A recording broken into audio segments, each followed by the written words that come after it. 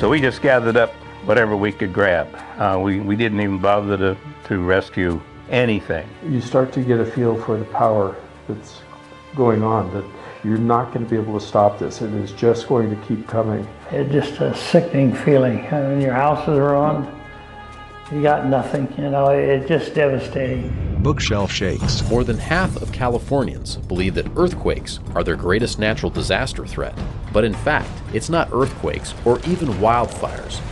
It's flooding. Text California's greatest natural disaster. Do you know your risk? All of the kitchen nook area was piled, heaped, the chairs. The refrigerator was in the center of the room, tipped over.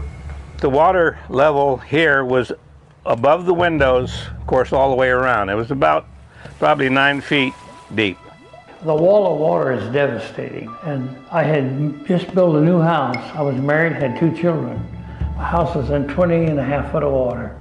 It was 40 days before I got back in there to clean it up, what was left of it.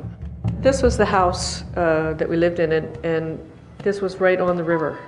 So when the river came up, the whole yard was flooded. We had to tear out the walls, take up the flooring. We've had pretty severe flooding in '69 and then in the early '80s.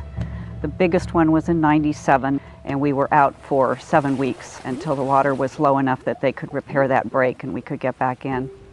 Since 1962, there has been a major flood somewhere in California every single year. The 1997 Central Valley floods alone caused $2.7 billion in damage, 120,000 evacuations, and 9 deaths.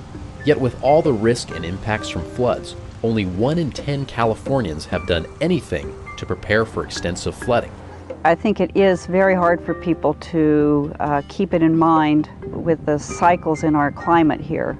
During the summertime, the river is really a nice place. People are enjoying it, and it can really change when the water is rising. Expect the river to misbehave. It will. It's not if, it will.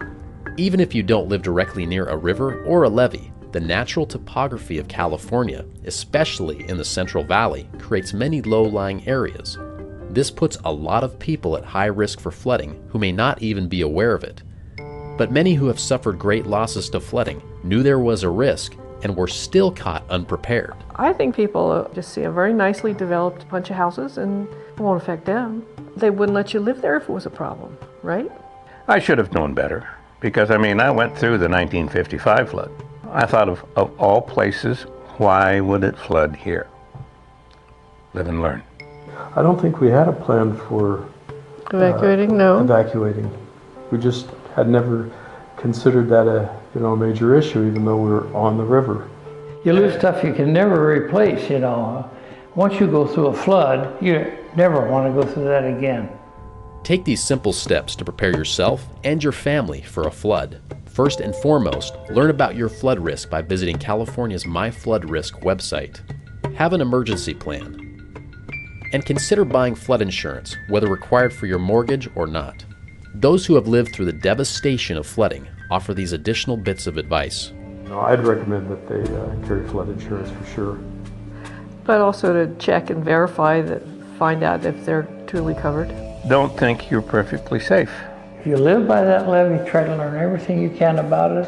Are they vulnerable to getting a foot of water in their house or 5 feet of water in their house, or what? They really need to know. Find out where it's going to break, or if it does break here, which direction you're going to go. All of the water that we have on the other side of those levees at any given time of year is it's never safe. What is the worst case scenario? It's the classic line. Hope for the best, but prepare for the worst. Text Know Your Risk, www.water.ca.gov/myfloodrisk. Prepare for flood, www.ready.gov. Produced for the California Department of Water Resources by the U.S. Army Corps of Engineers.